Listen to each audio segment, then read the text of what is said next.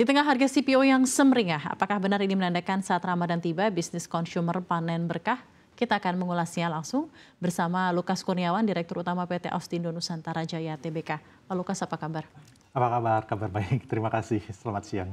Terima kasih telah bergabung bersama kami, Pak Lukas, di CNBC Indonesia. Tadi sempat saya bicarakan ya Pak ya, katanya tren harga CPO sedang naik. Betul. Apa benar Pak, dan bagaimana Anda merespon hal itu, perusahaan Anda? Ya, tentunya kita yang dari pemain di industri kelapa sawit ini sangat bahagia, tetapi kami juga melihat bahwa ini adalah suatu siklus. Karena saat ini kami belum memasuki panen puncak. Pada saat memasuki panen puncak, sekitar di akhir kuartal kedua, awal kuartal ketiga, selama periode 3 bulan kemudian, ataupun 4 bulan kemudian, harga akan terkoreksi. Akan tetapi, sebagai perbandingan, di Austindo Nusantara Jaya tahun lalu kami mencatat harga jual rata-rata atau kita sebut average selling price itu sekitar $731, translasinya ekuivalen dengan sekitar Rp11.100 per kilogram. Okay. Sedangkan tahun ini, tahun 2024, kita start dari awal sudah di harga 11.200 lebih.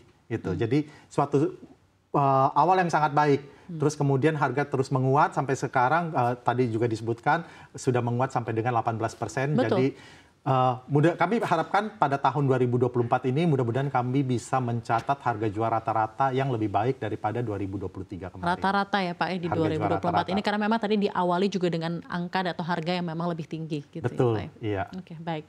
Sukses tentunya ya Pak ya. Nah, khusus Ramadan ini, Pak Lukas, apakah memang Anda secara historikal melihat kalau di Austindo sendiri memang setiap bulan Ramadan dengan ada begitu banyak ya berplesir, consumer dan retail lebih meningkat, ini langsung memiliki dampak Pak terhadap industri dari perusahaan Anda, CPO dan juga lain-lainnya?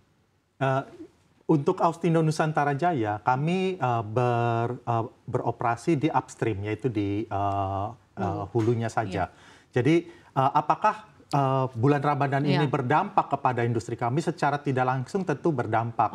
Karena produk-produk seperti turunan dari minyak kelapa sawit, terutama minyak goreng, itu akan tinggi permintaan. Sehingga itu juga karena ketingginya permintaan akan mengakibatkan dampak kenaikan dari harga. Dan itu yang kami rasakan, permintaan yang meningkat. Terus kemudian juga dipicu dengan bukan saja di Indonesia yang merayakan Ramadan kan ya. Betul, jadi di Malaysia dan di seluruh dunia. Jadi kita juga melihat bahwa terjadinya ketidakseimbangan supply dan demand yang dipicu juga dengan ketidakseimbangan supply demand untuk minyak nabati lainnya. Oke. Dan memang khusus untuk perusahaan Anda, jika kita berbicara mengenai demand ya Pak ya, demand pasar, selain tadi Anda bilang secara Ramadan memang secara tidak langsung memiliki dampak positif gitu ya untuk demand dari perusahaan Anda, momen-momen apa saja Pak yang memang Anda sudah ekspektasikan di tahun ini ataupun tahun-tahun sebelumnya secara historically itu meningkatkan demand untuk perusahaan Anda? Secara keseluruhan demand itu dipengaruhi kalau dari sisi hari raya yang besar, tentunya satu Chinese New Year, Lunar New Year yang sudah kita lalui, terus kemudian kedua adalah Ramadan, kemudian Idul Fitri, yang ketiga juga Festival India Deepawali, itu juga mempengaruhi. Ya, Pak, ya? Iya, itu yang pengaruh dari sisi perayaan-perayaan hari raya ya. Tetapi di sisi lain, yang faktor yang paling utama tentu itu adalah ketersediaan atau supply demand, di mana minyak CPO, minyak sawit ini, pengaruh dari supply demand dengan minyak nabati lainnya, terutama minyak kedelai, itu sangat besar. Jadi kita lihat juga bahwa pengaruh dari produksi minyak kedelai di wilayah Amerika tidak meningkat secara signifikan, sehingga kita harapkan pada tahun 2024 ini koreksi harga atau penguatan harga itu akan terjadi.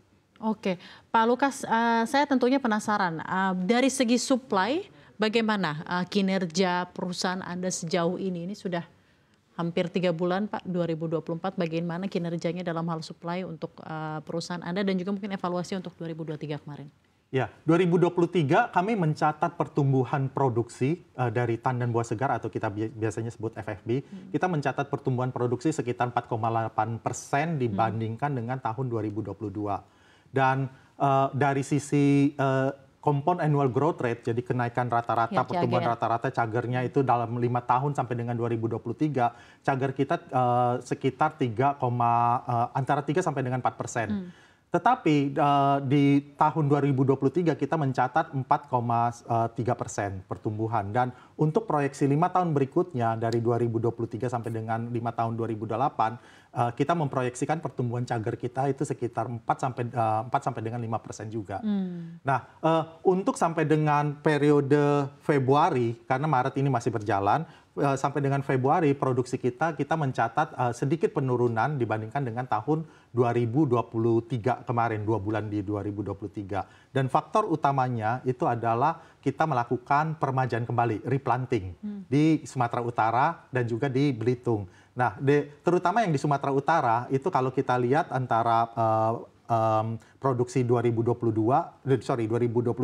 dengan 2024 2 bulan terjadi penurunan, dan itu faktor utamanya adalah faktor peremajaan. Akan tetapi pada tahun 2024 ini kami tetap mentargetkan suatu pertumbuhan. Pertumbuhannya dari mana? Itu adalah dari kebun-kebun yang kita akan masuk ke maturity atau udah mulai panen, yaitu yang terutama di Pulau Belitung. Pulau Belitung kami memulai peremajaan kembali sejak tahun 2015. Pak, saya ingin tahu nih Pak, karena saya tentunya masih awam ya mengenai kelapa sawit dan perkebunan kelapa sawit. Panennya itu setiap berapa periode sekali gitu Pak? Dan tentunya dengan harga yang semakin meningkat kan berarti sebenarnya masih agak jauh dari panen raya begitu ya Pak ya? Iya. Seperti apa sih, akan dijelaskan? Jadi panen untuk satu pohon kelapa sawit, kita melakukan pemanenan terhadap buah yang sudah matang. Nah, di dalam satu pohon itu terdapat tandan-tandan buah lainnya, sekitar umumnya kalau yang sangat-sangat produktif itu bisa ada sekitar 6 sampai dengan 10 tandan. Yang terus akan nanti pada beberapa minggu berikutnya akan matang. Jadi kita kendalikan panen ini melalui istilahnya rotasi. Jadi berapa kali rotasi harus kembali lagi ke area tersebut untuk mengambil buah yang sudah matang. Dan itu the whole year Pak? Itu the whole year. Makanya buah sawit itu sangat produktif dibandingkan dengan minyak nabati lainnya. Terutama yang paling dekat saingannya itu adalah kedelai. Sebagai perbandingan, 1 hektar untuk tanaman sawit bisa menghasilkan kurang lebih 4 ton minyak kelapa sawit. Tetapi 4 hektar untuk kedelai menghasilkan 1 ton, jadi berbalik. Nah, itulah jadi produktivitasnya diberkahi oleh Tuhan tanaman ini dan cocok untuk negara tropis seperti Indonesia. Jadi memang kita very abundant ya Pak ya. Betul untuk sekali. Sawit ini ya Pak ya. Iya. Jadi no wonder industri kelapa sawit kita juga semakin baik ya Pak ya. Saya ingin tanya pada Anda Pak, ini maksudnya di luar dari Ramadan dan lain-lain. Kemarin kan ada dari WTO ya Pak ya, mengenai kelapa sawit dan deforestasi, dibilang seperti itu dari Eropa. Sama kan itu sebenarnya adalah narasi dari Eropa gitu ya, untuk mengatakan ya, karena mereka juga ada produk lainnya, sunflower oil dan lain-lain. Betul, rapeseed ya. Betul sekali. Dan kita ketahui tadi seperti yang Pak Lukas bilang, Indonesia secara competitive advantage kita bisa menanam sawit dan begitu produktif dan lain-lainnya ya gitu. Kelapa sawit bisa saja menguasai dunia gitu ya Pak ya. Ketika Anda mendengar hal itu dan maksudnya sanggahan dari Eropa mengenai kelapa sawit ini menyebabkan deforestasi dan dampaknya terhadap iklim, bagaimana menurut Anda sebagai kacamata pelaku industri kelapa sawit? Pertama, saya akan jelaskan bahwa di masa lampau benar. Di masa lampau industri kelapa sawit ada oknum-oknum, istilahnya dalam satu keranjang kan ada beberapa apel busuk, tetapi bukan semuanya itu apel itu busuk. Jadi di masa lampau bahwa ada oknum-oknum yang membuka, melakukan pengembangan kebun kelapa sawit tidak bertanggung jawab, itu betul ada. Tetapi sejak beberapa tahun terakhir, pemerintah dengan sangat ketat melakukan moratorium. Dan de facto-nya sampai sekarang, izin-izin untuk pengembangan kelapa sawit untuk di lahan konversi hutan sangat sulit sekali. Terus kemudian yang kedua, terhadap regulasi-regulasi seperti EUDR tersebut, pemerintah Indonesia akhir-akhir ini juga sangat proaktif untuk menjawab hal-hal tersebut, bahwa sawit Indonesia itu bebas deforestasi. Dari perspektifnya ANJ sendiri, kami sudah melakukan sawit Indonesia bebas deforestasi. Bebas deforestasi. Dan ini adalah salah satu inisiatif yang sekarang ini sedang dikembangkan pemerintah Indonesia untuk mengembangkan sistem mengenai ketelusuran ini. Dan ada sertifikasi juga ya Pak ya, ISPO? Sertifikasi sudah lama sebenarnya, ISPO, terus kemudian memang tidak 100% seluruh pemain-pemain kelapa sawit di Indonesia, perkebunan kelapa sawit di Indonesia itu sertifikasi RSPO. Jadi kita ada ISPO yang Indonesia, ada RSPO yang internasional. Tidak 100% itu RSPO, tetapi saya cukup yakin bahwa cukup banyak sekali itu yang sudah memperoleh sertifikasi RSPO. ISPO sendiri itu adalah wajib. Ya, ada kerangka waktunya. Kemudian dari sisi ANJ sendiri, kami juga sudah menerapkan proyek ketelusuran dan kami sudah rampungkan. Sejak 2023 tahun lalu, bulan Maret, kami sudah rampungkan 100% ketelusuran sampai dengan menelusuri sumber dari buah sawit tersebut. Buah sawit kami kan ada dua sumber. Satu dari kebun inti, ada juga pembelian dari petani. Nah, yang petani ini yang perlu kita buktikan kepada dunia luar, terutama pasar-pasar Eropa, bahwa kita membeli bukan dari area yang deforestasi. Gitu. Terus kemudian juga kami ada melakukan advokasi kepada petani-petani untuk tidak membuka lahan-lahan hutan dikonversikan menjadi lahan sawit. Nah, dari hal-hal tersebut juga kami sangat proaktif untuk bekerja sama dengan industri sawit lainnya, tetapi kami juga aktif untuk mempromosikan ESG. Nah, ESG yang salah satu yang kami kedepankan di sini bekerja sama dengan pemerintah Indonesia adalah melalui penghargaan proper, di mana ANJ pada bulan Desember 2023 kemarin ada dua entitas anak kami yang telah memperoleh proper emas. Yang di Sumatera Utara 3 kali berturut-turut, yang di Belitung 4 kali berturut-turut. Terutama yang di Belitung kami sudah membuktikan dan sudah berkali-kali dikunjungi oleh duta besar atau perwakilan dari Eropa untuk melihat bahwa industri sawit Indonesia itu ramah lingkungan. Dan kami bisa buktikan bahwa kami juga menerapkan circular economy. Limbah itu menjadi listrik, kemudian limbah padatnya kami olah menjadi pupuk organik. Jadi kembali lagi ke alam. ESG isunya berarti sudah, sudah benar-benar sudah baik dengan dijalankan. Betul, dan ESG kami juga sudah diakui secara internasional, di mana belum lama ini sekitar bulan Februari kemarin, Sustainalytics, salah satu pemeringkat ternama di dunia, memberikan rating kepada kami bahwa resiko ESG kami itu rendah. Terus kami diperingkatkan nomor 1 di dunia. Tahun lalu juga diperingkatkan nomor 1 dan puji syukur bahwa di tahun 2024 ini kami juga berhasil mempertahankan peringkat pertama lagi di dunia. Luar biasa. Jadi ini membuktikan bahwa perkebunan kelapa sawit di Indonesia, industri sawit di Indonesia itu bisa bersaing dengan industri perkebunan lainnya di dunia, dan kami membuktikan bahwa Indonesia bisa menempati peringkat pertama di dunia. Dan memiliki signifikansi ya Pak ya, dengan kita tadi seperti Anda bilang, endowment dari natural endowment ini sudah luar biasa untuk bisa ditumbuhi gitu ya oleh kelapa sawit dan CPO gitu ya Pak ya, Indonesia. Benar. Iya. Baik, luar biasa, salut sekali Pak untuk perusahaan Anda. Nah Pak, jika Anda melihat industri kelapa sawit ini memang dari sananya sudah dikasih blessings gitu ya dari atas untuk bisa begitu subur, begitu produktif ada di Indonesia.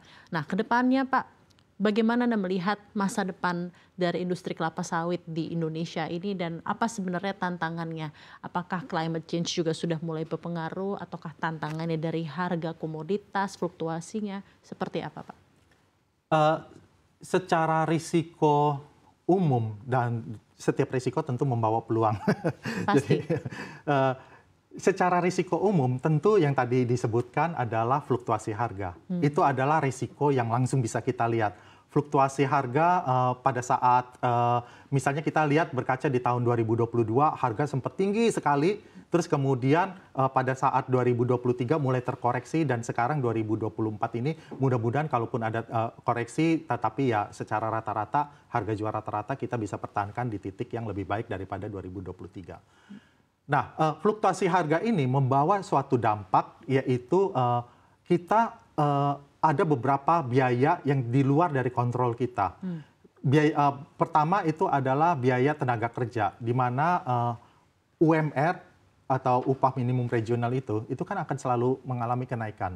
Dan tenaga kerja itu semakin perlahan-lahan, dan saya percaya suatu saat Indonesia akan menghadapi situasi serupa dengan Malaysia, yaitu kelangkaan tenaga kerja, bukan kelangkaan dari sisi jumlah populasi manusianya, tetapi tenaga kerja yang bersedia bekerja di perkebunan. Karena bekerja di perkebunan itu sangat melelahkan, membutuhkan tenaga, dan bekerja di bawah sinar matahari. Jadi dengan generasi-generasi yang baru, tentunya akan lebih tertarik bekerja di kantor ataupun di bawah naungan Jadi tantangan dari SDM gitu ya Pak? Tantangan dari SDM. Kemudian Petani gitu ya Pak? Betul, tenaga kerja. Terus kemudian yang kedua, tentunya adalah yang kita alami saat ini, harga pupuk. Harga pupuk saat ini sudah mengalami penurunan, tetapi dibandingkan dengan harga sebelum COVID, sangat tinggi. Gitu. Jadi kita melihat ada kenaikan harga jual, tetapi harga-harga inputnya, input cost-nya itu juga mengalami kenaikan. Dan kita menyikapi ini dengan tentunya bagaimana meningkatkan produktivitas dan menjawab tantangan-tantangan ini ke depannya. Contoh seperti pupuk. Tadi yang saya sebutkan bahwa di ANJ kita mencoba menerapkan circular economy, semuanya itu dikembalikan ke alam dengan pupuk organik. Itu adalah untuk menjawab tantangan harga pupuk yang semakin mahal. Jadi kita olah limbah tersebut untuk menjadi pupuk organik.